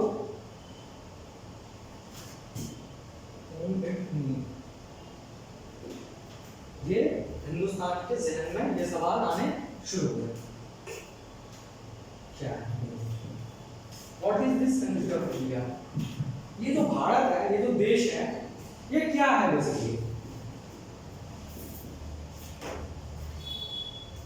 दूसरी चीज, ये किनके लिए है? क्या उनके लिए है तो बाहर से शासन करने के लिए है, यूरोपियन ब्रिटिशर्स, या उनके लिए है जो हिंदुस्तानी वासी हैं या इंडियंस हैं जो हिंदुस्तान में रहते हैं एक जमाने से, जो इंडिया के नागरिक हैं, उनके लिए? जो व्यवस्था है, सिस्टम है, क्या इस सिस्टम्स पे भारतवासी का कंट्रोल्स नहीं होना चाहिए, इंडियंस का कंट्रोल्स नहीं होना चाहिए? जो अर्थव्यवस्था है, इकोनॉमिक सिस्टम्स हैं, क्या इस इकोनॉमिक सिस्टम का हिस्सा भारतवासी नहीं होना चाहिए? क्या पूरे इकोनॉमिकल स्ट्रक्चर्स या इकोनॉमिकल सिस्टम्स में अंग्रेजों का ही कब्जा हो? भारत के जो संसाधन है, जिसको रिसोर्सेज कहते हैं, क्या ये रिसोर्सेज भारतवासी को नहीं मिलना चाहिए? क्या ये सारे रिसोर्सेज ब्रिटिशर्स एक्सप्लॉइट करें अपने काम के लिए, सारे रिसोर्सेज को यूरोप लेके जाए? क्या ये इंडिया का रिसोर्सेज नहीं है? क्या हमारे देश का रिसोर्सेज हम इस्तेमाल नहीं कर सकते हैं? कई सवाल हिंदुस्तानी के ज़हन में ये चीजें होने शुरू हुए, क्योंकि एक्सप्लॉइट जो है ना, बर्बाद करने का जो लेवल है वो काफी हाई पे पहुंच चुकी है ना। तो ये सारे ज़हन में इनके शुरू हुए। व्यवस्था पे इंडियंस का कंट्रोल होना चाहिए या नहीं होना चाहिए? ये जो भारत देश है, क्या ये यूरोपियंस का है, हमारा देश नहीं है? क्या हम इसके नागरिक नहीं है? अगर है नागरिक तो हमारे साथ इतना क्यों अत्याचार और अन्याय हो रहा है? हमारे जो रिसोर्सेज हैं, क्या हमारा इनका कंट्रोल नहीं होना चाहिए? इन रिसोर्सेज पे, संसाधन पे इनका डिस्ट्रीब्यूशन जो है, जो बंटवारा है, वो इक्वल नहीं है, सारे रिसोर्सेज को वो लोग इस्तेमाल करते हैं। कई सवाल ज़हन में शुरू हुए भारतवासी को। और दूसरी चीज जो सबसे अहम है, जो नेशनलिज्म का एक कॉन्सेप्ट है, वो सबसे अहम है, वो ये है कि और जब ये सारी चीजें उभरना शुरू हो और ये सारे आइडियाज ज़हन में शुरू हो, तब ये समझ लीजिए कि भारत जो है वो एक नेशन की तरफ बढ़ रहा है। अब तक भारत नेशन नहीं है, छोटे छोटे किंगडम्स हैं, टेरिटरीज हैं, जो मॉडर्न हम कहते हैं ना कि मॉडर्न जो कंट्री है, जो मॉडर्न देश है, इसका कॉन्सेप्ट कहां से बढ़ना शुरू हुआ? इसका कॉन्सेप्ट ये हुआ कि अब जब इस तरह की सोच आपके जहन में आने शुरू होंगे तो ये होगा कि अब भारत जो है एक नेशन की तरफ बढ़ना शुरू हो, एक मुल्क की तरफ बढ़ना शुरू हो, क्योंकि आई एम एन इंडियन, मैं एक हिंदुस्तानी हूं, गर्व होता है कहने में, समझना है? अब बिना किसी भेदभाव के, क्योंकि देखिए यहाँ पे क्या है, एक चीज और मैं आपको यहाँ पे बता दूं, भारत के अंदर जो समस्याएं थी, जो प्रॉब्लम्स थे, वो अलग अलग लोगों की अलग अलग समस्याएं थी। जैसे मान लें कि जो अगर प्रॉब्लम्स की बात करें यहाँ पे हम, किसान की अलग समस्या थी, टैक्स रेवेन्यू का मसला था, समझ रहे हैं ना, अलग अलग समस्या थी, ठीक है। स्टूडेंट्स का अलग समस्या था, फीस वगैरह कम नहीं हो रही, ठीक है। महिलाओं की अलग समस्या थी, यहाँ पे ट्राइबल्स लोगों का अलग समस्या था, नवाब जो किंग थे जबरदस्ती जिन्हें हटाया गया था, बहादुर शाह जफर को जो कैद किया गया था, तो जो किंग एंड क्वीन है अलग है, लेकिन इन ये प्रॉब्लम्स अलग है, डिफरेंट है, लेकिन एक मेन ऑब्जेक्टिव क्या है, एक कॉमन गोल क्या है, वो ये है कि सबको आजादी चाहिए, फ्रीडम चाहिए, यूनिटी, एकता का यहाँ पे जो है पालन हो रहा है, यूनिटी जो है वो देश के अंदर आ रही है कि समस्याएं कुछ भी हो, आपकी समस्या का आपके दैट डजंट मैटर, हम सब गुलाम हैं, किनके गुलाम हैं? ब्रिटिश, अंग्रेज, हम सबके कॉमन दुश्मन हैं और उन सब से आजादी हमें चाहिए। इस तरह की भावनाएं किसी भी किंगडम में, किसी भी टेरिटरीज में जब आता है तो ये निशान देता है, इशारा करता है इस तरह कि वो अब एक नेशन की तरफ बढ़ता जा रहा है, एक मुल्क की तरफ बढ़ता जा रहा है, क्योंकि वहां के लोगों के जो है वो समझ आनी शुरू हुई और एकता जो है यूनिटी की तरफ वो लोग बढ़ रहे हैं। आपको मैं एक एग्जांपल दूं, आपने क्लास 9 की हिस्ट्री पढ़ा होगा, फ्रेंच रेवोल्यूशन वाला आ गया, फ्रांस के अंदर भी तो यही था, यूनिफिकेशन ऑफ इटली का एकीकरण जो था इटली का, या जर्मन का जो आपने पढ़ा था, या रशिया के अंदर जो चीजें हो रही थी, है ना, लेनिन और जो कार्ल मार्क्स वगैरह, एंजल्स वगैरह जो थे उसमें, वो ने आपने जो वहां पे कहानी पढ़ी, तो कहने का मतलब था कि इस तरह की भावना शुरू हो रहा था, इट मींस दैट कि आप जो है एक नेशन की तरफ बढ़ता जा रहे हैं। तो नेशनलिज्म और नेशन जो है एक दूसरे में क्या है, सिनोनिम्स हैं, नेशनलिज्म के ही वजह से नेशन बनते हैं, तो ये आपको क्लियर होगा, इस तरह की भावना शुरू हो गया, ठीक है। अब देखिए इसमें क्या है,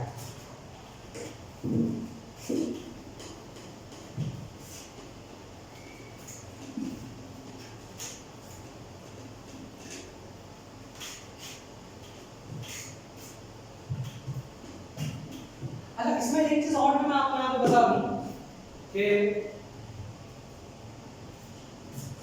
एक चीज होता है आइडिया, विचार सकते हैं ना, यूरोपियन जितने भी कंट्रीज थे, जैसे मैंने आपको पहले ही बताया, वहां पे अब तक अच्छे खासे यूनिवर्सिटीज हो चुके थे, काफी ज्यादा पढ़े लिखे लोगों की तादाद काफी ज्यादा बढ़ गए थे, एजुकेटेड हो गए थे। यूरोप के अंदर अब तक जो है साइंस काफी ज्यादा डेवलप कर चुका था, टेक्नोलॉजी एक से एक वो लोग प्रयोग कर रहे थे, एक मॉडर्न की तरफ बढ़ रहे थे, सुनना है। फिर आपने देखा कि जो फ्रेंच रेवोल्यूशन का वाकया है 1789 का 94 में, ठीक है। फिर आपने देखा अमेरिकन वॉर ऑफ इंडिपेंडेंस का कहानी 1776 में,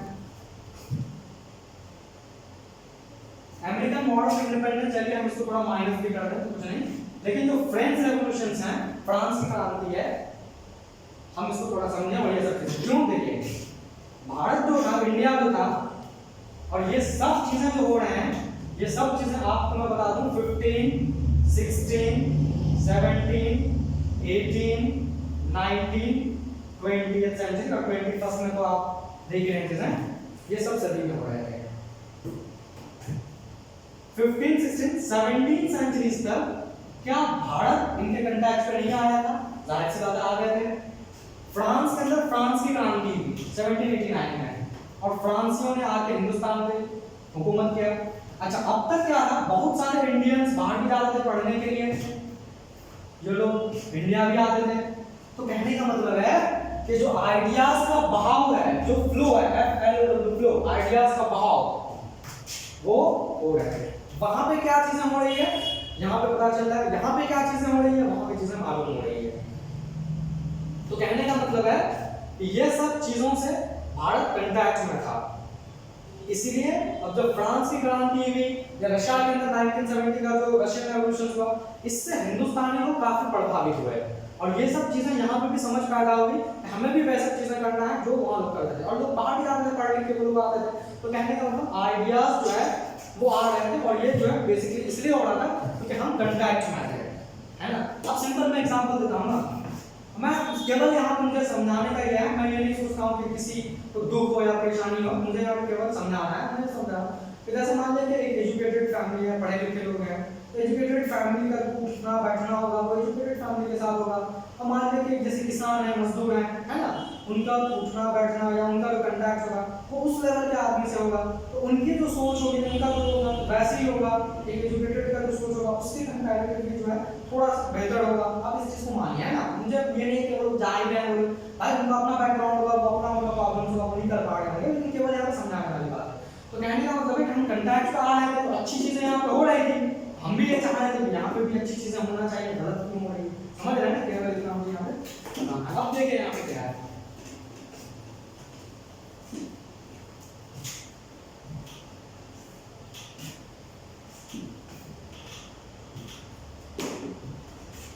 अब जब एक मुल्क की तरफ बढ़ रहे थे, नेशंस की तरफ बढ़ रहे थे, क्योंकि अब इंडिया जो है वो क्या बनेगा, नेशन की तरफ बढ़ना, और ये कहानी 1870 से शुरू हो गया है। क्लियर है, ठीक है। इसको हम लिख सकते हैं, टॉपिक जो है हमारा नेशन मेकिंग प्रोसेस। नेशंस मुल्क बनने की जो प्रक्रिया है वो क्या क्या है, क्या क्या प्रोसीजर है इसमें, कैसे कैसे ये करना है, ठीक है। और ये बात 1870 से शुरू हो गया, आपने देखा कि कैसे कैसे ये चीजें हुई। अब देखिए इसमें प्रोसीजर क्या क्या है, एक वर्ड मैं लिखता हूं यहां पे, आप इसको समझिए, क्या समझिए,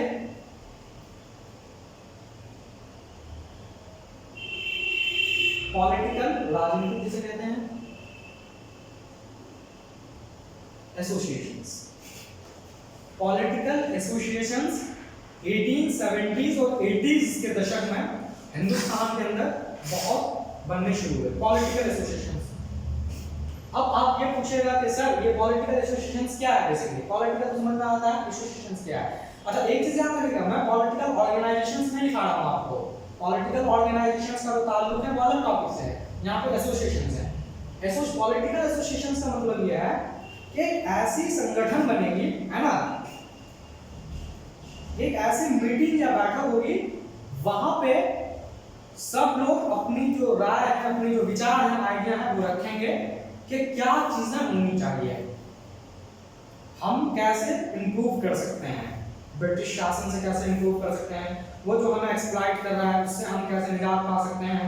तो कहने का मतलब है कि वो सब इश्यूज को लेकर डिबेट्स होंगे, वो सब इश्यूज के लेकर जो है डिस्कशन होंगे, गुफ्तगू होंगे, और फिर हम वो रास्ता खोजेंगे, तलाश करेंगे कि ब्रिटिशर्स से पीछा मिल जाए, है ना, और फिर जो है हमें पूरी तरह से आजादी मिल जाए। तो इसको कहते हैं पॉलिटिकल एसोसिएशंस। कई एसोसिएशंस बने, मैं कुछ नाम यहाँ पे लिखा हूँ। तो पॉलिटिकल एसोसिएशन, तो नेशन मेकिंग प्रोग्राम, एक मुल्क बन रहा है, एक मुल्क की तरफ बढ़ रहा है, ठीक है, भारत। तो यहाँ पे अब जैसे कुछ पॉलिटिकल एसोसिएशंस बन रहे हैं।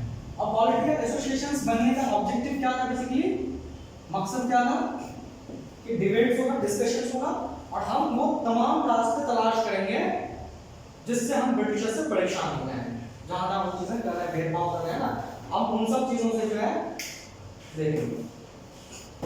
अब देखिए यहाँ पे पहला पॉलिटिकल एसोसिएशन जो बना फर्स्ट में,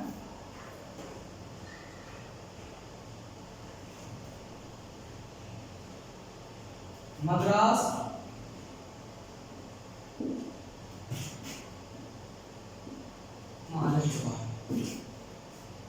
से एक संगठन भी बनाया गया। मतलब फिर बॉम्बे क्योंकि मुंबई का था, बॉम्बे का हिस्ट्री में है ना, प्रेसिडेंसी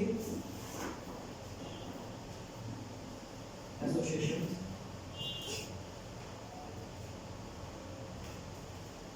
और ऑफ कोर्स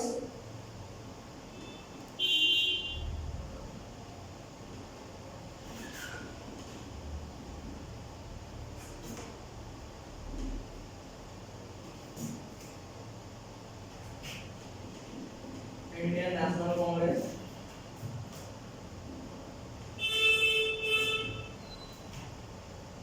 इनमें से इंपॉर्टेंट जो है वो आईएनसीज हैं, क्योंकि इसको विस्तार से हम लोग अभी पढ़ेंगे समझेंगे, इनका बहुत ज्यादा कॉन्ट्रिब्यूशंस है। इनके जो बनाने वाले जो लीडर्स थे,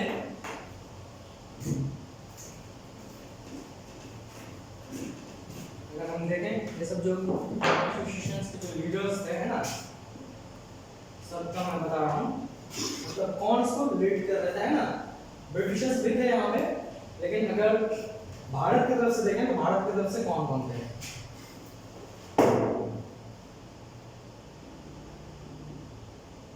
मतलब इन एसोसिएशंस को चलाने वाले है ना, एजुकेटेड लोग होंगे। तो ये सब जो है उमेश चंद्र बैनर्जी का आप नाम जानते हैं, WC Umesh Chandra Banerjee, RC Dutt, Ramesh Chandra Dutt, RC Dutt मतलब रमेश चंद्र दत्त, ठीक है।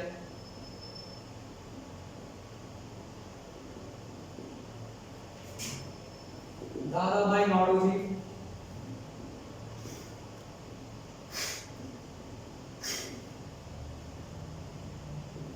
बदरुद्दीन तैयब जी,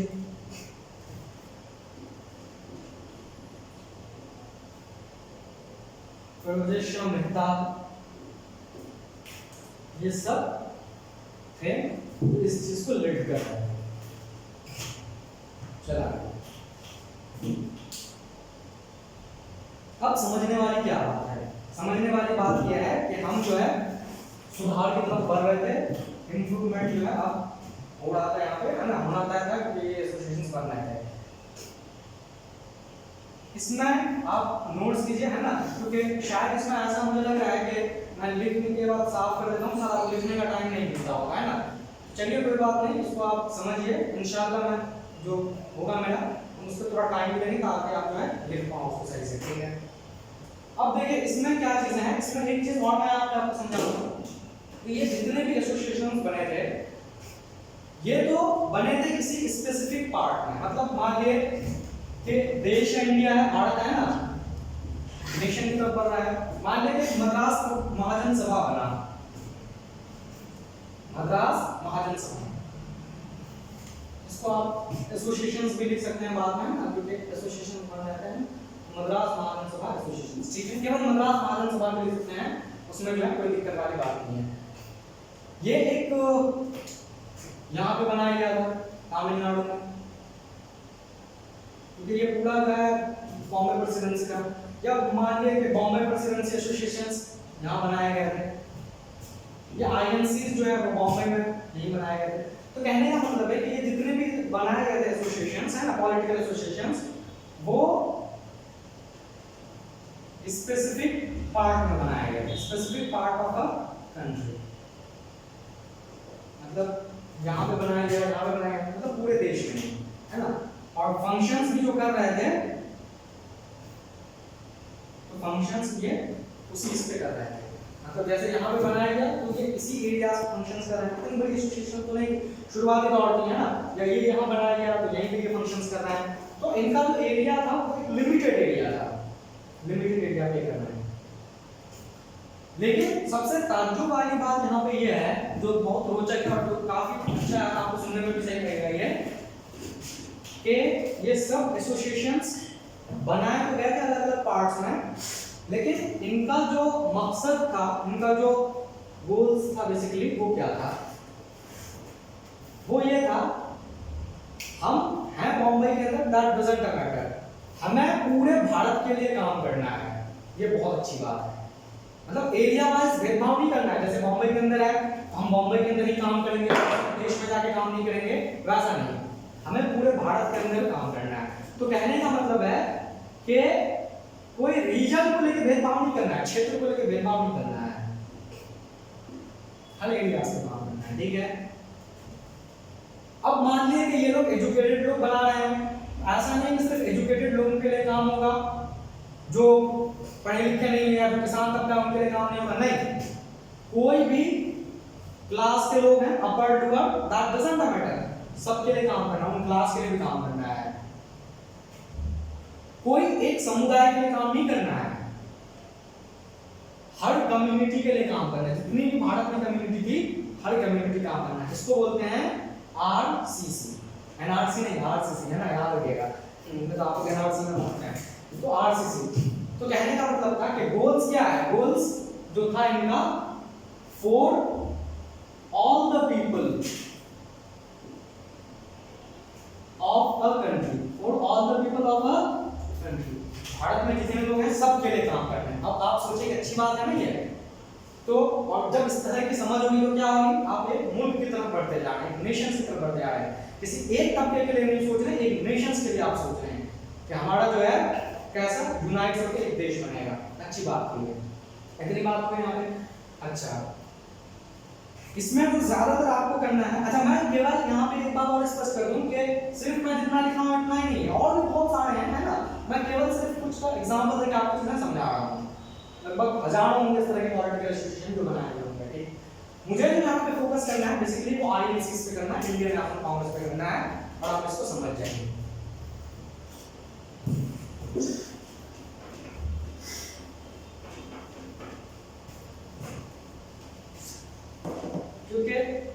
क्योंकि मुझे जो ऐसा है यहाँ पे, जैसे मैं आपको यहाँ पे बता दूं कि मैंने यहाँ पे जो टॉपिक शुरू किया है वो 1857 के रिवोल्ट के बाद क्या है, 1857 के बाद, है ना, और 1857 आप थोड़ा यहाँ पे देखिए, 1857 के बाद जो है हमने यहाँ पे जो है रिवोल्ट के बाद शुरू किया है, 1870s और 80s का जिक्र तो मैंने कर लिया कि आर्म्स एक्ट वगैरह के बारे में मैंने आपको बताया है ना, ठीक है।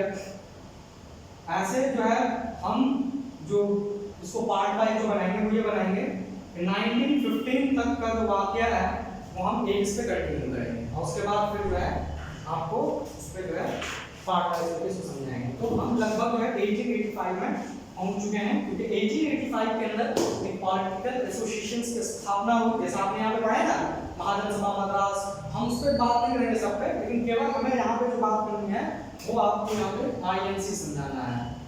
तो हम इसको बोलते हैं इंडियन नेशनल कांग्रेस, आईएनसी। क्या है सबसे पहले तो ये है इंडियन नेशनल कांग्रेस, देखिए एक पॉलिटिकल एसोसिएशन से, जैसे आपने वहां पे नाम में लिखा, स्थापना जो हुई इसकी 1885 में। एक और भी इसमें आप थोड़ा सा अगर डेट वाइज पढ़ेंगे, दिसंबर 1885 में। और ये आपको जैसे मैंने प्लेस दिखाया कि ये जो है बॉम्बे के अंदर इसकी स्थापना हुई, क्लियर है। इनको जो इस एसोसिएशन को बनाने वाले थे, जिसको आप कह सकते हैं फाउंडर, जिनकी क़यादत में ये चीज़ बनी, वो A.O. ह्यूम और W.C. बैनर्जी, उमेश चंद्र बैनर्जी, क्लियर है। A.O. ह्यूम और उमेश चंद्र बैनर्जी। फिर इनके जो अध्यक्ष हुए, प्रेसिडेंट हुए, है ना, जिसके आईएनसी को जो पॉलिटिकल एसोसिएशन होता है, तो किसी एक आदमी के तहत चीजें होती थी, तो उसका जो अध्यक्ष होता था, है ना, तो पहला जो फर्स्ट प्रेसिडेंट बना, पहले जो अध्यक्ष बने आईएनसी के, वो यही बने जो फाउंडर भी थे, उसको बोलते हैं उमेश चंद्र बैनर्जी, है ना, जो बेसिकली कलकत्ता से, ठीक है। फिर सेकंड जो अध्यक्ष बने इसके, सेकंड जो प्रेसिडेंट बने दादा भाई नौरोजी, है ना, मीटिंग्स होती थी इनकी, हमें क्या क्या चीजों को सुधार करनी है, क्या क्या परेशानी है। तो एक मीटिंग प्लेस तय होता था कि यहाँ पे आए सब डिसाइड होता था। पहला जो था मीटिंग प्लेस, पहला जो मिला था सेशन कहते हैं बॉम्बे के अंदर। सेकंड जो मीटिंग प्लेस इनका हुआ था वो बेसिकली कलकत्ता के अंदर, जो दादा भाई नौरोजी थे, है ना। फिर जो थर्ड प्रेसिडेंट थे, मैं ज्यादा नहीं लिखाऊंगा आपको, इतना मुझे टेबल 4 तक पढ़ाएंगे, डिपेंडेंट टेबल के 4 तक बहुत इंपॉर्टेंट होता है। जो थर्ड है, थर्ड बेसिकली आपका, और एक चीज याद रखिए, मैं लीडर के नाम लिखा था ना, मेहता, आर सीधा, कमिश्नर बनर्जी, इसी में से तो थे नहीं, ठीक है। फिर यहाँ पे मैं आपको दिखाता हूँ बदरुद्दीन तैयब जी थर्ड। इसका जो सेशन हुआ था ये हुआ था बेसिकली मद्रास में। तो केवल आपको अच्छा डेट्स भी अगर याद रखेंगे तो डेट्स में से प्रॉब्लम नहीं है, क्योंकि कंटिन्यूटी में 85, 86, 87, 85, 86, 87 है ना, ठीक है। अब देखिए क्या है, बदरुद्दीन तैयब जी आईएनसीस के जो फर्स्ट मुस्लिम अध्यक्ष थे, प्रेसिडेंट थे, वो आईएनसीस के बदरुद्दीन। तो एक तरह से आपका जो है क्वेश्चन भी करना है कि who was the first Muslim president of INCs. आप कह सकते हैं कि जो फर्स्ट मुस्लिम प्रेसिडेंट थे आईएनसीस के वो कौन थे, वो आपका जो है बदरुद्दीन तैयब जी, फर्स्ट मुस्लिम, ठीक है। फिर फोर्थ जो है आपका, फोर्थ प्रेसिडेंट जो है अंग्रेज थे बेसिकली, इसका नाम है जॉर्ज, ब्रिटिशर्स थे ये, और ये सेशंस कंटिन्यूटी में ये 80, ठीक। और ये जो सेशंस हुआ ये आपका बेसिकली इलाहाबाद में, आपको प्रयागराज है ना, उस वक्त जो है इलाहाबाद, प्रयागराज, तो ये आपको याद रखना है, क्लियर है, ठीक। आईएनसीस के तो ये आपको इस तरह से याद रखना है। मैं इसलिए ये लिखा था कि कॉम्पिटिटिव लेवल का होता है, जैसे मैंने आपको बताया, आप अगर एसएससी का एग्जाम देना है या यूपीएससी का एग्जाम या सीसीएल का, तो जो क्वेश्चंस होते हैं तो होता है बेसिकली इस तरह के क्वेश्चन पूछ सकते हैं, who was the president of INCs, है ना, who was the founder of INCs, who was the first Muslim president, who was the first British president, where was the first session took place या head, where was the second session took place, सवाल बनते हैं इस तरह से। तो ये आप अगर इस तरह से इसको करेंगे तो आपका 3-4 क्वेश्चन तो यहीं पे डिसाइड हो जाएगा, तय हो, ठीक है। तो इतनी बात आप जो इसको नोट कीजिए। अब जब एक पॉलिटिकल एसोसिएशन 1885 में बन गया दिसंबर में, तो क्या चीजें हैं,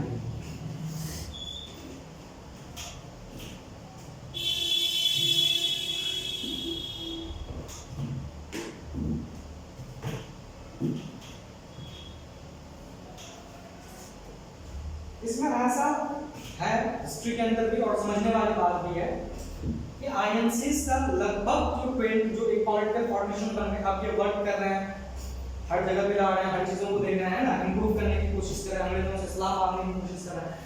तो इनका जो अर्ली 20 इयर्स ऑफ आईएनसीस, जो 20 साल पहले आईएनसीस के हैं, जब से बनी हो तब से, मान लीजिए 1885 में बना, 20 साल का होगा इसका, 20 साल आपका हो जाएगा 1905, 1905 मतलब 20 इयर्स। 20 इयर्स में जो काम करने के इनके मेथड्स और ऑब्जेक्टिव थे वो बहुत अनिवार्य है, क्योंकि सुनिए कुछ लोग आईएनसीस को क्रिटिसाइज भी करते हैं, जो कि कुछ हद तक सही है, मैं आपको समझाऊंगा। जैसे कुछ लोगों का ये मानना है कि आईएनसीस कोई पॉलिटिकल एसोसिएशन बन गई भारत के अंदर, अब लोगों की जितने भी थे भारतवासी उनकी निगाहें उस पर थी कि हमारे यहाँ इस्लाह होगी, इम्प्रूव होगी चीजें, है ना, सुधार होगी, अंग्रेजों से निजात पाएंगे। लेकिन जिस अंदाज में चीजें होनी चाहिए थी, जितनी चीजें होनी चाहिए थी, उतनी इंप्रूवमेंट या उतनी इस्लाह नहीं हो पाई, उसके पीछे कुछ वजह है, तो उसको हम देखते हैं। तो इसमें कह सकते हैं कि जो आईएनसीस जो काम करने का तरीका था, इनका जो मकसद था वो क्या था, तो इसको आप लिख सकते हैं कि आईएनसीस के जो मेथड्स और जो ऑब्जेक्टिव्स थे 20 साल, उसका क्या था। तो उस ऑब्जेक्टिव्स का जो नाम है या मेथड्स का है वो है मॉडरेट्स। कॉन्सेप्ट है इनका मॉडरेट्स कॉन्सेप्ट से काम करेंगे।